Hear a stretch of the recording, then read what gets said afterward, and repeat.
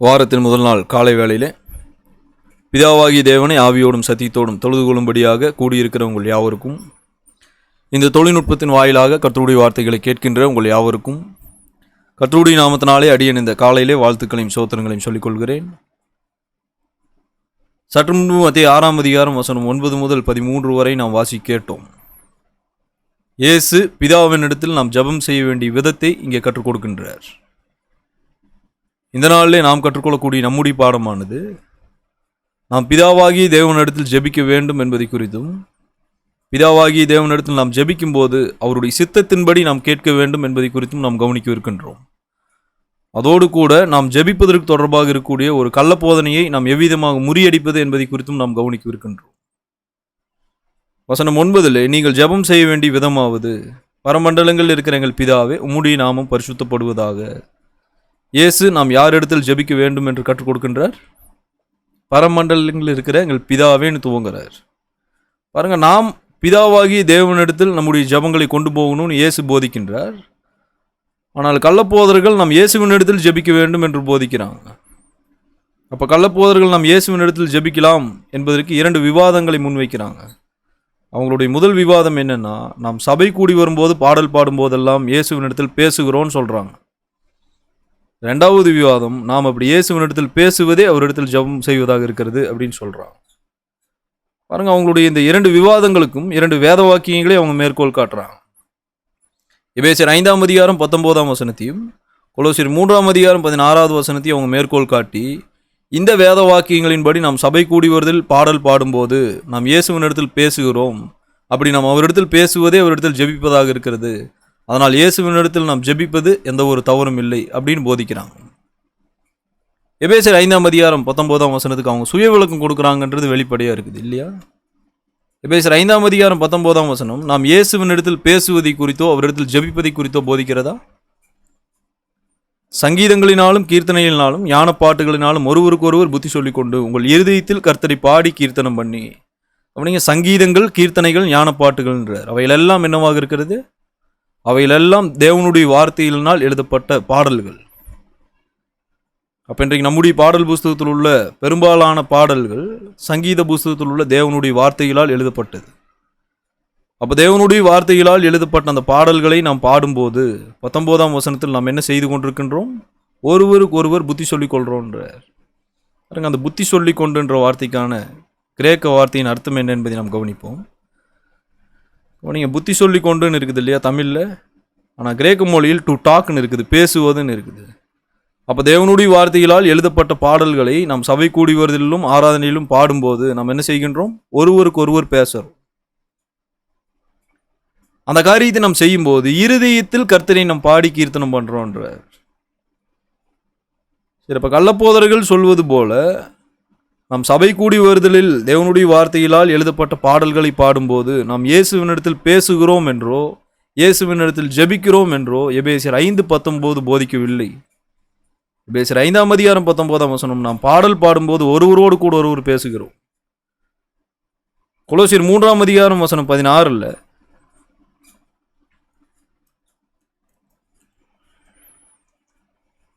கிறிஸ்துவின் வசனம் உங்களுக்குள்ளே சகல ஞானத்தோடும் பரிபூர்ணமாக வாசமாக இருப்பதாக. சங்கீதங்களினாலும் கீர்த்தனைகளினாலும் ஞான பாட்டுகளினாலும் ஒருவருக்கு ஒருவர் போதித்து புத்தி சொல்லிக்கொண்டு உங்கள் இருதயத்திலே கர்த்தரை பக்தியுடன் பாடி. கவனிங்க, சங்கீதங்கள், கீர்த்தனைகள், ஞான பாட்டுகள் என்கிற அந்த வார்த்தையை மீண்டுமாக பவுல் இங்கே பயன்படுத்துகின்றார். அவைகள் எல்லாம் தேவனுடைய வார்த்தைகளால் எழுதப்பட்ட பாடல்கள்ன்றதான் முன்பாக குறிப்பிட்டிருக்கிறோம். சரி, அப்போ தேவனுடைய வார்த்தையினால் எழுதப்பட்ட அந்த பாடல்களை நாம் பாடும்போது 16வது வசனத்தில் நாம் என்ன செய்கின்றோம்? அந்த காரியத்தை நாம் செய்யும்போது ஒருவருக்கு ஒருவர் போதித்து புத்தி சொல்லிக் கொள்கிறோன்றார். இங்கே இருக்கிறதான அந்த புத்தி சொல்லிக்கொண்டு என்ற வார்த்தையானது நினைப்பூட்டுவது. நாம் எதை நினைப்பூட்டுகின்றோம்? ஏற்கனவே வேத வாக்கியங்களை நாம் அறிந்திருக்கின்றோம். அந்த வேத வாக்கியங்களால் எழுதப்பட்ட பாடல்களை நாம் பாடுகின்றோம்.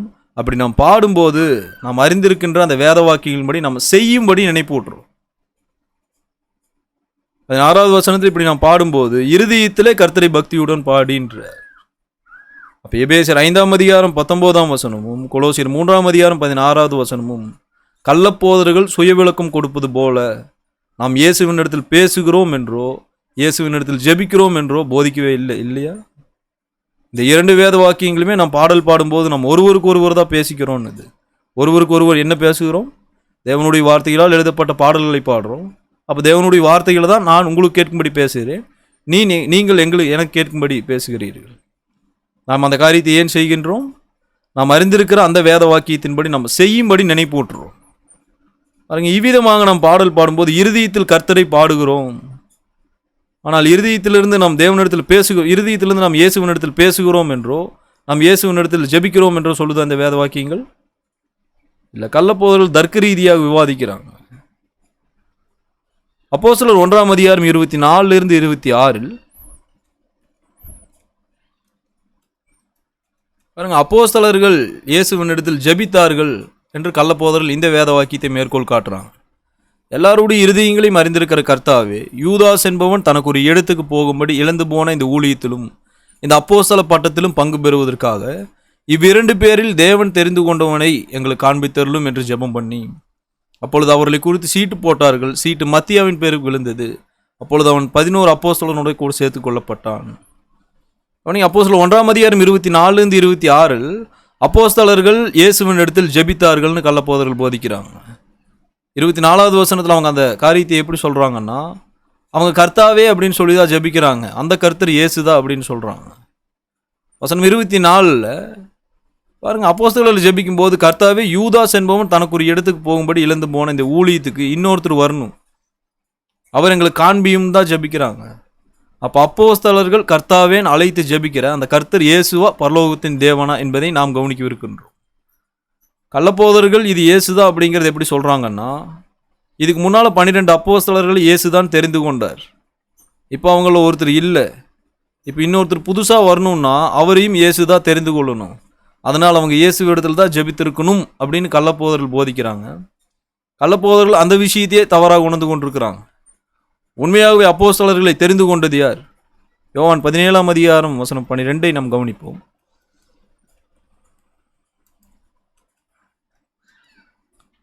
நான் அவர்களுடனே கூட உலகத்தில் இருக்கையில் அவர்களை உம்முடைய நாமத்தினாலே காத்துக்கொண்டேன். நீர் எனக்கு தந்தவர்களை காத்து கொண்டு வந்தேன்.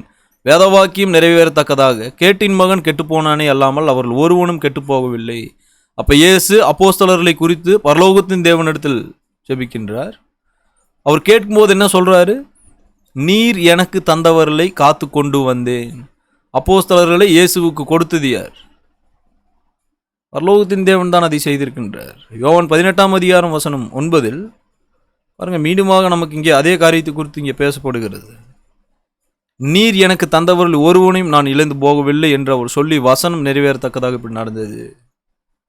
அப்போ இயேசுவுக்கு அப்போஸ்தலர்களை கொடுத்தது யார்? பரலோகத்தின் தேவன். அப்போ இந்த மக்கள் என்ன செய்கிறாங்கன்னா, இயேசு தான் அந்த 12 பேரை ஃபஸ்ட்டு தெரிந்து கொண்டார், இப்போ அதில் ஒருத்தர் இல்லை, அதனால் அந்த ஒருத்தரையும் அவர் தான் தெரிந்து கொள்ளணும், அதனால் அப்போஸ்தலர்கள் அவர் இடத்துல தான் ஜெபிச்சிருக்கணும் அப்படின்னு அப்போஸ்தலர் 1ஆம் அதிகாரம் 24 26 காட்டுறாங்க. ஆனால் உண்மையாகவே அப்போஸ்தலர் யார் இடத்துல ஜெபிச்சார்கள்?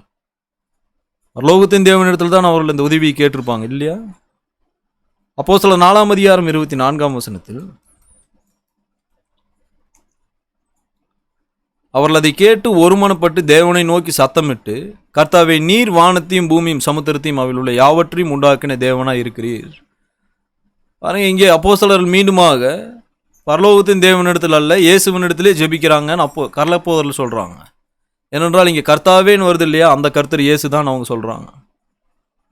அப்போ அப்போஸ்தலர்கள் ஜெபிக்கின்ற அந்த கர்த்தாவே அப்படின்றாங்க இல்லையா, அந்த கர்த்தர் யார்? 28ஆம் வசனத்தில் ஏரோதும் பொந்தி பிலாத்தும் புறஜாதிகளோடும் இஸ்ரவேல் ஜனங்களோடும் கூட நீர் அபிஷேகம் பண்ணின உம்முடைய பரிசுத்த பிள்ளையாக இயேசுவுக்கு விரோதமாய் மெய்யாகவே கூட்டம் கூடினார்கள். பாருங்க, 24 யாருக்கிட்ட அப்போஸ்தலர்கள் ஜெபிக்கின்றார்களோ அவரிடத்துலேயே தான் 28 ஜெபிச்சுட்டு இருக்கிறாங்க. அவரிடத்துல அவங்க என்ன சொல்கிறாங்க? நீர் ஒருவரை அபிஷேகம் பண்ணினீர், அவர் உம்முடைய பரிசுத்த பிள்ளை, அவர் தான் இயேசு. அப்போ வசனம் 24 உள்ள அந்த கர்த்தர் யார்? இயேசு கிறிஸ்து அல்ல, பரலோகத்தின் தேவன். இந்த கர்த்தர் தான் இயேசுவின் பிதான்றாங்க அப்போஸ்தலர்கள் 28. அப்போ கள்ளப்போதர்களே இந்த கர்த்தர் இயேசுன்றாங்க. அப்போஸ்தலர் 1ஆம் அதிகாரத்தில் 24 26 உள்ள கர்த்தர் இயேசு தான் கள்ளப்போதர்களே சொல்கிறாங்க. பாருங்க, கர்த்தர் என்கிற வார்த்தை இயேசுவை மாத்திரம் குறிக்கிறது என்பதை அவங்க அப்படி புரிஞ்சிட்டு இருக்கிறாங்க.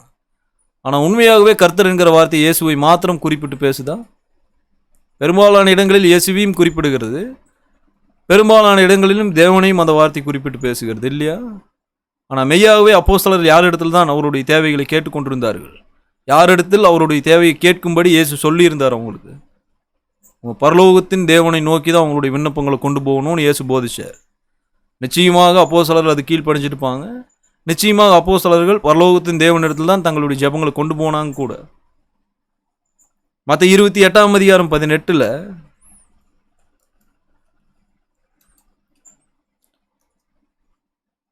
அப்பொழுது இயேசு சமீபத்தில் வந்து அவர்களை நோக்கி, வானத்திலும் பூமியிலும் சகல அதிகாரமும் எனக்கு கொடுக்கப்பட்டிருக்கிறது. பாருங்க, கர்த்தர் என்று சொல்லப்படுகிற வார்த்தை எல்லாம் இயேசுவை தான் குறிக்கிறது என்கிற அந்த பதத்தை கள்ளப்போதர்கள் உறுதிப்படுத்துவதற்கு இந்த வேத வாக்கியத்தை தான் மேற்கோள் காட்டுறாங்க. இயேசுவுக்கு சகல அதிகாரமும் கொடுக்கப்பட்டிருக்கிறது, அதனால் அவர் தான் கர்த்தர், அதிகாரத்தில் உயர்பட்சமானவர்னு கள்ளப்போதர் விசுவாசிக்கிறாங்க. ஆமாம், நிச்சயமாகவே இயேசுவுக்கு சகல அதிகாரம் கொடுக்கப்பட்டிருக்கிறது தான். அவர் கர்த்தர் தான். கர்த்தர் என்கிற வார்த்தையின் மெய்ப்பொருள் அர்த்தமானது அதிகாரத்தில் உயர்பட்சமானவர். ஆமாம், இயேசு அதிகாரத்தில் உயர்பட்சமானவர் தான். ஆனால் கர்த்தர் என்று பயன்படுத்தப்படுகிற எல்லா வார்த்தையிலும் எல்லா இடங்களும் இயேசுவை குறித்து மாத்திரம் பேசுதா? லூக்கா 1ஆம் அதிகாரம் 16வது வசனத்தில் கர்த்தர் என்கிற வார்த்தை பிதாவையும் குறிப்பிட்டு பேசுச்சு. பாருங்க, அவன் இஸ்ரவேல் சந்ததியாரில் அநேகர் அவர்கள் தேவனாய் கர்த்தரிடத்துக்கு திருப்புவான். அவனை இயேசு கிறிஸ்து பிறப்பதற்கு முன்பதாகவே காபிரியேல் பரலோகத்தின் தேவனை என்னவென்று அழைக்கின்றார்? தேவனாகிய கர்த்தர் என்றார். அதே மாதிரி லூக்கா 2ஆம் அதிகாரம் 15-16 நாம் கவனிக்கும் போது, நீங்கள் தேவதூதர்கள் அவர்களை விட்டு பரலோகத்துக்கு போன பின்பு மேய்ப்பர்கள் ஒருவர் நோக்கி, நாம் பெத்லகேம் ஊருக்கு போய் நடந்ததாக கர்த்தரால் நமக்கு அறிவிக்கப்பட்ட இந்த காரியத்தை பார்ப்போம் வாருங்கள் என்று சொல்லி. அப்போ இங்கே மேய்ப்பர்கள் பேசிகிட்டு இருக்கிறாங்க. என்ன பேசுகிறாங்க? நமக்கு ஒரு காரியம் அறிவிக்கப்பட்டிருக்கிறது, அந்த காரியம் கர்த்தரால் அறிவிக்கப்பட்டது. அவங்களுக்கு கர்த்தரால் அறிவிக்கப்பட்ட காரியம் என்ன? இயேசுவின் பிறப்பு. அப்போ இயேசு பிறப்பதற்கு முன்பதாகவே பரலோகத்தின் தேவன் என்னவென்று அழைக்கப்பட்டிருக்கின்றார்? கர்த்தர். லூக்கா 2ஆம் அதிகாரம் 26 இங்கே இருக்கக்கூடிய கர்த்தர் யார்? 26வது வசனத்தை நாம் கவனிப்போம். கர்த்தருடைய கிறிஸ்துவை நீ காணும் முன்னே மரணமட மாட்டாய் என்று பரிசுத்த ஆவியினாலே அவனுக்கு அறிவிக்கப்பட்டும் இருந்தது. கவனிங்க, கர்த்தருடைய கிறிஸ்துன்னும் போது அவர் யார்? அந்த கர்த்தர் நிச்சயமாக ஒரு பரலோகத்தின் தேவன்.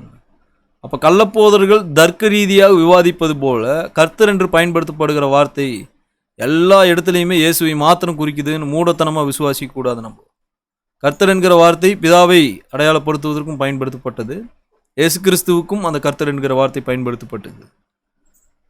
அப்போது வேத வாக்கியங்களை நாம் சரியான விதத்தில் கண்டு அவையில் சரியான விதத்தில் உணர்ந்து கொள்ள வேண்டியது இருக்குது இல்லையா? இந்த கள்ளப்போதர்கள் சில கள்ள உபதேசங்களை கொண்டு வர்றாங்க. பாருங்க, அவர்களுடைய உபதேசத்தை நிலைநிறுத்துவதற்கு அவர் சில தர்க்க ரீதியான விவாதங்களை கொண்டு வர்றாங்க. அந்த விவாதங்களை எதில் கொண்டு போய் முடிக்கிறாங்கன்னா, வேத வாக்கியமே இப்படி தான் சொல்லுது அப்படின்னு முதிச்சிடுறாங்க. உண்மையாகவே அவங்க வேத வாக்கியங்களை நியாயமாக விவரித்து சொல்லலை. பேதுரு புஸ்தகத்தில் நம்ம கவனிக்கும் போது அவங்க சுய விளக்கம் கொடுக்குறாங்க வேத வாக்கியத்துக்கு. எபேசியர் 5ஆம் அதிகாரம் 19 கொலோசியர் 3ஆம் அதிகாரம் 16 நாம் சபையில் பாடல் பாடும்போது ஒருவருக்கு ஒருவர் தான் நம்ம பேசுகிறோம். ஆனால் அவங்க அதுக்கு எப்படி சுய விளக்கம் கொடுக்குறாங்கன்னா, நாம் பாடல் பாடும்போது இயேசுவினிடத்திலே பேசுகிறோம். அப்படி இயேசுவினிடத்தில் பேசுகிறதே ஜெபிப்பதாக இருக்குது. நம்ம அப்படி இயேசுவினிடத்தில் ஜெபிப்பதில் எந்த ஒரு பிழையும் இல்லை. எதனாலைன்னா, அப்போஸ்தலரை நம்ம படித்தோம்னா அப்போஸ்தலர்களே இயேசுவினிடத்தில் ஜெபிச்சிருக்கிறாங்களே அப்படின்னு கள்ளப்போதல் சுய விளக்கம் கொடுக்குறாங்க. ஆனால் இயேசுவினிடத்தில் நாம் பேசுகிறோம் என்று பாடல் பாடும்போது அந்த வேத வாக்கியம் போதிக்குதா? இல்லை, நாம் ஒருவருக்கு ஒருவர் பேசுகிறோம். என்ன செய்யும்படிக்கு? வேத வாக்கியங்களால் எழுதப்பட்ட அந்த பாடலை நாம் பாடும்போது வேத வாக்கியங்களை நான் உங்களுக்கு சொல்கிறேன், நீங்கள் அந்த வேத வாக்கியங்கள் ஏற்கனவே அறிந்திருந்தீங்கன்னா அதை செய்யும்படி அதை நான் உங்களுக்கு சொல்கிறேன். அந்த காரியத்தை தான் நாம் பாடல் பாடும்போது செய்கின்றோம். நாம் அப்படி பாடல் பாடுவோமானால் இருதயத்தில் கர்த்தரை நாம் பாடுகின்றோம். நம் கர்த்தரிடத்தில் பேசுகிறதோ இல்லை இயேசு கிறிஸ்துவின் இடத்துல ஜெபிக்கிறதோ அங்கே செய்யலை. அப்போஸ்தலர் 1ஆம் அதிகாரமும் சரி, அப்போஸ்தலர் 4ஆம் அதிகாரம் சரி, சீஷர்கள் பரலோகத்தின் தேவனிடத்தில் தான் ஜெபித்தார்கள். 1 பேதுரு அப்போஸ்தலர் 8ஆம் அதிகாரம் அப்போஸ்தலர் 8ஆம் அதிகாரம் வசனம் 22 நாம் வாசிப்போம். ஆகையால் நீ உன் துர்குணத்தை விட்டு மனம் திரும்பி தேவனை நோக்கி வேண்டிக்கொள், ஒருவேளை உன் இருதயத்தின் எண்ணம் உனக்கு மன்னிக்கப்படலாம். கவனிங்க, பேதுரு இங்கே இந்த காரியத்தை சொல்வதற்கு முன்பு இங்கே என்ன சம்பவம் நடந்தது என்பதை குறித்து நாம் கவனிப்போம். பேதுரு யோவானு இங்கே சமாரியா அப்படிங்கிற பட்டணத்துக்கு வர்றாங்க. அங்கிருந்த ஞானஸ்தானம் பெற்றவங்க எல்லாத்துக்குமே வரங்களை பகிர்ந்து கொடுக்குறாங்க. அப்போ அவங்க வரங்களை பகிர்ந்து கொடுக்குற விஷயத்தை மாய வித்தைக்காரனாய் ஒரு சீமோனுங்கிற மனுஷன் பார்க்குறான். அந்த சீமோன் அதை பார்த்த உடனே பேதுருக்கிட்ட வந்து கேட்டான், நானும் உங்களை போலவே எல்லாருக்கும் வரங்களை பகிர்ந்து கொடுக்கணும், அதனால் அந்த அதிகாரத்தை எனக்கு தாருங்கன்ட்டு கொஞ்சம் காசு கொடுக்குறாங்க. பேதுரு அந்த விஷயத்தை குறித்து என்ன சொல்கிறார் 22, இப்படி பணம் கொடுத்து வரங்களை பகிர்ந்து கொடுக்குற அதிகாரத்தை கேட்குற அந்த விஷயம் துர்குணன்றார். அதனால் பேதுரு அவனை பார்த்து சொல்கிறாரு, உன் துர்குணம் உன்னை விட்டு நீங்கணும், அது நீங்கணும்னா நீ மனம் திரும்பணும், அந்த மனம் திரும்புதலை உனக்கு தேவன் தான் தருவார், அதனால் அவரை நோக்கி வேண்டிக்கொள். அப்போ பேதுரு யாரிடத்தில் ஜெபம் செய்ய வேண்டும் என்று இங்கே கற்றுக் கொடுக்கின்றார்? பரலோகத்தின் தேவனை நோக்கி வேண்டிக்கொள். மத்தேயு 6 அதிகாரம் 9-13 நாம் கவனிப்போம். மத்தேயு 6 அதிகாரம் 9-13. நீங்கள் ஜெபம் பண்ண வேண்டிய விதமாவது, பரமண்டலங்களில் இருக்கிற எங்கள் பிதாவே உம்முடைய நாமம் பரிசுத்தப்படுவதாக. அப்போ நாம் யார் இடத்துல தான் ஜெபிக்கணும்? பரமண்டலங்களில் இருக்கிற எங்கள் பிதாவேன்னு தான் இயேசு சொல்கிறார். பிதாவாகி ஒரே தேவன் தான் நமக்கு இருக்கிறார் இல்லையா? 1 கொரிந்தியர் 8 அதிகாரம் 6 வசனம். 1 கொரிந்தியர் 8:6 பிதாவாகி ஒரே தேவன் நமக்கு உண்டு. அப்போ நம்ம யார் இடத்துல நம்முடைய தேவைகளை கொண்டு போகணும்? நன்மையான எந்தையும் பூரணமான எந்த வரவும் யார் இடத்துலேருந்து வருது? பரலோகத்திலிருந்து, பரலோகத்தின் தேவனிடத்திலிருந்து ஒருவனுக்கு ஒன்று கொடுக்கப்படாவிட்டால் மனுஷன் ஏதாவது பெற்றுக்கொள்ள முடியுமா? இப்போ சகலத்தையும் கொடுக்குறவர் அவர் தான். அப்போ நம்முடைய தேவைகளை யார் இடத்துல தான் கேட்கணும்? பரலோகத்தின் தேவன் இடத்துல தான். அதை தான் இயேசு கற்றுக் கொடுக்கின்றார் இல்லையா? யோவான் 16 அதிகாரம் 23 வசனத்தை நாம் கவனிப்போம். அந்த நாளிலே நீங்கள் என்னிடத்தில் ஒன்றும் கேட்க மாட்டீர்கள், மெய்யாகவே மெய்யாகவே நான் உங்களுக்கு சொல்லுகிறேன், நீங்கள் என் நாமத்தினாலே பிதாவினிடத்தில் கேட்டுக்கொள்கிறது எதுவோ அதை அவர் உங்களுக்கு தருவார். அப்படிங்க இங்கே மற்றொரு விஷயத்தை நாம் ஜபிக்கிற காரியத்தில் கவனிக்க வேண்டியது இருக்கிறது. இம்மட்டும் பரலோகத்தின் தேவனிடத்தில் தான் நாம் ஜபிக்க வேண்டும் என்பதை குறித்ததான காரியங்களை கவனித்துக் கொண்டிருந்தோம். ஆனால் பரலோகத்தின் தேவனிடத்தில் நேரடியாக நம்முடைய தேவைகளை கேட்கும்படியான அதிகாரம் நமக்கு இல்லை. சற்று முன்பு தான் நம்ம கவனிச்சிருக்கிறோம். மத்தேயு 28:18 உயிர்த்தெழுந்த பிற்பாடு இயேசுவுக்கு தேவன் வானத்திலும் பூமியிலும் சகல அதிகாரத்தையும் கொடுத்திருக்கின்றார். அப்போ சகல அதிகாரமும் இயேசுவின் இடத்துல தான் இருக்குது. அப்போ நாம் ஜெபிக்கும்படியான அதிகாரம் நமக்கு இல்லை. அதாவது நேரடியாக பிதாவிடத்தில் ஜெபிக்கும்படியான அதிகாரம் நமக்கு இல்லை. அப்படியானால் நமக்கு யாருடைய அதிகாரம் தேவையாக இருக்கிறது? இயேசுவின் அதிகாரம் வேண்டும் இல்லையா? அதனால் 23 நாம் பிதாவினிடத்தில் நம்முடைய தேவைகளுக்காக ஜெபிக்கின்றோம். அந்த ஜெபத்தை பிதாவிடத்தில் நாம் எப்படி கொண்டு போக வேண்டியது இருக்குது? 23 கிறிஸ்துவின் நாமத்தினாலே பிதாவினிடத்தில் கேட்டுக்கொள்ளணுன்ற. இப்போ நாம் ஏன் ஜெபம் செய்து அந்த ஜெபத்தை நிறைவு செய்வதற்கு முன்பு இயேசுவின் நாமத்தினால் கேட்கிறோம்னு சொல்கிறோம்? ஏனென்றால் நமக்கென்று தேவனிடத்தில் நேரடியாக கேட்கத்தக்கதான அதிகாரம் இல்லை. அதிகாரம் இயேசுவுக்கு இருக்கிறது. அதனால் நாம் நம்முடைய ஜெபத்தை தேவனிடத்தில் இயேசுவின் அதிகாரத்தினாலே கொண்டு போகிறோம் இல்லையா? பிலிப்பியர் 2 அதிகாரம் வசனம் 9-11 நாம் கவனிக்கும் போது, எல்லாவற்றுக்கும் மேலாக தேவன் இயேசு உயர்த்தி இருக்கின்றார், அவருக்கு தான் சகல அதிகாரம் இருக்கிறது. அப்போ எல்லா அதிகாரத்துக்கும் மேலாக இயேசுவின் அதிகாரம் உயர்ந்திருக்குதுன்னு சொன்னால், நாம் இயேசுவின் அதிகாரத்தை தவிர வேறு எந்த ஒரு அதிகாரத்தினாலாவது பிதாவிடத்தில் ஜெபிக்க முடியுமா? இல்லை, நாம் சரியாக இயேசுவின் நாமத்தினால்தான் பிதாவிடத்தில் ஜெபிக்க வேண்டும். அப்போஸ்தலர் 10 அதிகாரம் 2 வசனத்தை நாம் கவனிப்போம்.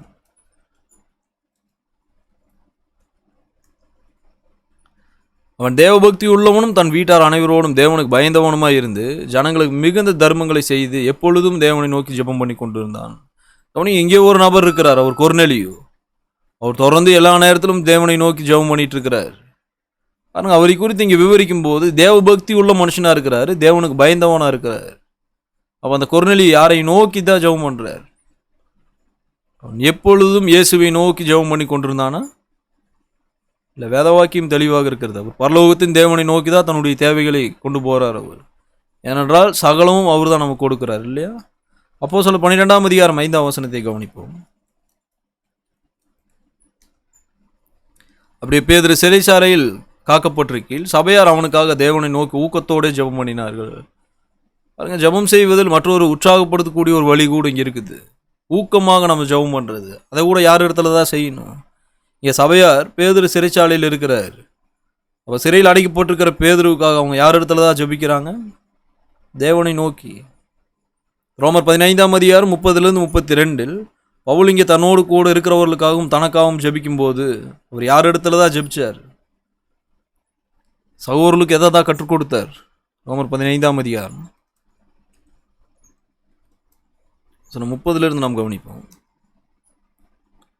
மேலும் சகோதரரே, தேவ சித்தத்தினாலே நான் சந்தோஷத்துடனே உங்களிடத்தில் வந்து உங்களோடு இளைப்பாரும்படியாக யூதேயாவில் இருக்கிற அவிசுவாசிகளுக்கு நான் தப்புவிக்கப்படும்படிக்கும் நான் எருசலேமில் உள்ள பரிசுத்தவான்களுக்கு செய்ய போகிற தர்ம சகாயம் அவர்களால் அங்கீகரிக்கப்படும்படிக்கும் நீங்கள் தேவனை நோக்கி செய்யும் ஜபங்களில் நான் போராடுவது போல நீங்களும் என்னோடு கூட போராட வேண்டும் என்று நம்முடைய கர்த்தராகிய இயேசு கிறிஸ்துவின் நிமித்தமும் ஆவியானுடைய அன்பின் நிமித்தமும் உங்களை வேண்டிக் கொள்கிறேன். தொடர்ந்து பவுல் இங்கே போராடிட்டு இருக்கிறான்றார். ஒரு தொடர்ந்து ஏதோ உதவிக்காக தேவனிடத்தில் மன்றாடிட்டு தான் இருக்கிறார் பவுல். இந்த சபையார் அந்த நேரத்தில் என்ன செஞ்சிட்டு இருக்கிறாங்க பாருங்க, தேவனை நோக்கி நீங்கள் செய்யும் ஜபங்கள்ன்ற வசனம் 30 பாருங்க, தேவ சித்தத்தினாலே சந்தோஷத்துடன் உலகத்தில் வந்து உங்களோடு இளைப்பாரும்படி யூதேயாவில் இருக்கிற அவிசுவாசிகள் நான் தப்புவிக்கப்படும்படிக்கும் என்ன காரியத்துக்காக அவங்க ஜெபம் பண்ணுறாங்க? தேவைகள் அவங்களுக்கு இருந்தது. அந்த தேவையில் உதவி செய்பவர் தேவன் ஒருவரே என்ற விஷயத்தை அவங்க அறிந்திருக்கின்றாங்க. பாருங்க, அந்த காரியத்துக்கு அவங்க யார் இடத்துல தான் கேட்டிருக்கிறாங்க? பரலோகத்தின் தேவனை நோக்கி அவங்க ஜெபம் செஞ்சுருக்கிறாங்க. பாருங்க, நமக்காக இயேசு கிறிஸ்து தேவனிடத்தில் ஜெபம் செய்கின்றார், பரிசுத்த ஆவியானவர் ஜெபம் செய்கின்றார். ஆனால் நாம் பரிசுத்த ஆவியானவரிடமோ இயேசுவினிடமோ ஜெபம் செய்யக்கூடாது. நாம் ஜெபம் செய்யும்படிக்கு நமக்கு யார் இடத்துல மாத்திரம் ஜெபம் செய்ய வேண்டும் என்று இயேசு போதிச்சிருக்கின்றார்? பரலோகத்தில் இருக்கிற பிதா. ரோமர் 10ஆம் அதிகாரம் 1ஆம் வசனத்தில் பவுல் யார் இடத்துல ஜெபம் செஞ்சிருக்கிறார்? ரோமர் 10:1 கவனிக்கின்றோம். சகோதர இஸ்ரவேலர் ரட்சிக்கப்பட வேண்டும் என்பதே என் இருதயத்தின் விருப்பம், நான் தேவனை நோக்கி செய்யும் விண்ணப்பமாக இருக்கிறது. பவுல் பிதாவாகி தேவனிடத்தில் தான் அவருடைய தேவையை கேட்கின்றார். அதே மாதிரி 2 Corinthians 13:7 கவனிச்சு பாருங்க, பவுல் அவரிடத்துல தான் ஜெபம் செய்கின்றார். அப்போ நாம் இயேசுவின் இடத்துல பரிசுத்த ஆவியானவர் இடத்துல ஜெபம் செய்யலாமா? மற்ற 6ஆம் அதிகாரம் 9ஆம் வசனத்தை நாம் குறித்து கொள்ளணும். பரமண்டலங்கள் இருக்கிற எங்கள் பிதாவே அப்படின்னு தான் இயேசு ஜெபிக்க கற்றுக் கொடுக்கின்றார். அவரிடத்தில் தான் நாம் நம்முடைய தேவைகளை கொண்டு போகணும். நம்முடைய ஜெபங்களை நாம் எவ்விதமாக செய்ய வேண்டியது இருக்கிறது? நம்முடைய பாடத்தின் துவக்கத்திலேயே நாம் சொன்னது போல நாம் கேட்கின்ற ஒவ்வொரு காரியங்களும் தேவனுடைய சித்தத்தின்படியாக நாம் கேட்க வேண்டியது இருக்கிறது இல்லையா? இப்போ தேவனுடைய சித்தம் இல்லாமல் நான் இச்சிக்கிற ஒரு காரியத்தை தேவனிடத்தில் நான் கேட்கும்போது தேவன் அதை எனக்கு கொடுக்குறாரா?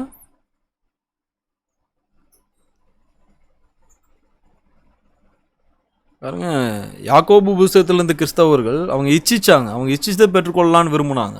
இப்போ தேவன் அந்த காரியத்தை அவங்களுக்கு கொடுத்தாரா? 1 John 5ஆம் அதிகாரம் 14 நாம் எப்படி கேட்கும்போது மாத்திரம் தேவனிடமிருந்து நம்முடைய தேவைகளை நாம் பெற்றுக்கொள்ளக்கூடும். நாம் எதையாகிலும் அவருடைய சித்தத்தின்படி கேட்டால் அவர் நமக்கு செவி கொடுக்கிறார் என்பதே அவரை பற்றி நாம் கொண்டிருக்கிற தைரியம். அப்போ எப்படிப்பட்ட ஒரு ஜபத்துக்கு தேவன் செவி கொடுக்கின்றார்? அவருடைய சித்தத்தின்படி நாம் கேட்போமானால், பொருளாசி உள்ளவங்களாம் நம்ம கேட்கக்கூடாது, இச்சை உள்ளவர்களாக கேட்கக்கூடாது.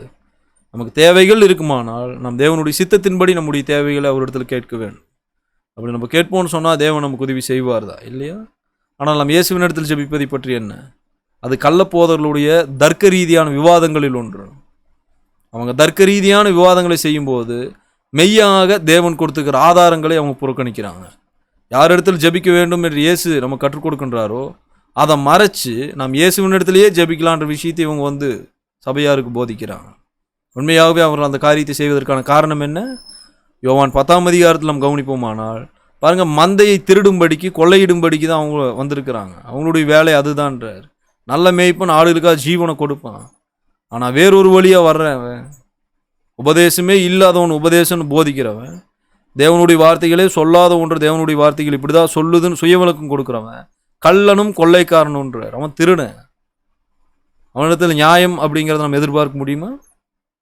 இல்லை. அப்போ நம்ம இயேசுவின் இடத்தில் ஜெபிக்கலாம் என்று ஒரு நபர் போதிப்பார். ஆனால் பாருங்கள், அப்படிப்பட்ட நபரை நம்ம அடையாளம் கொண்டு அந்த நபரை விட்டு நாம் விலக வேண்டியது இருக்குது. ஏனென்றால் அந்த நபர் சரியாக இல்லை, தவறான உபதேசத்தோடு இருக்கிறார். பாருங்கள், அவிதமாக போதிப்பவங்க உண்மையாகவே அவங்ககிட்ட எந்த ஒரு ப்ரூஃபும் இருக்காது. அவங்ககிட்ட சில விவாதங்கள் மட்டும் இருக்கும். அந்த விவாதங்களுக்கு சில வேத வாக்கியங்களை மேற்கோள் காட்டுவாங்க. அந்த வேத வாக்கியங்களுக்கு சுய விளக்கம் கொடுத்து அதை நிரூபிக்க முயற்சிப்பாங்க. சுய விளக்கம் கொடுக்கப்படுகிற அவங்களுடைய அர்த்தம் நமக்கு தேவையில்லை இல்லையா? தேவன் அவருடைய வார்த்தைகளுக்கு என்ன அர்த்தம் கொடுக்குறாரோ அந்த அர்த்தம் தான் நமக்கு தேவை. சரி, இப்போ கர்த்தருக்கு சித்தமானால் இந்த பாடத்தின் தொடர்ச்சியை நாம் மற்றொரு நாளில் கற்றுக்கொள்வோம். உங்களுடைய பொறுமையான கவனத்துக்கு நன்றி சொல்லுகிறேன்.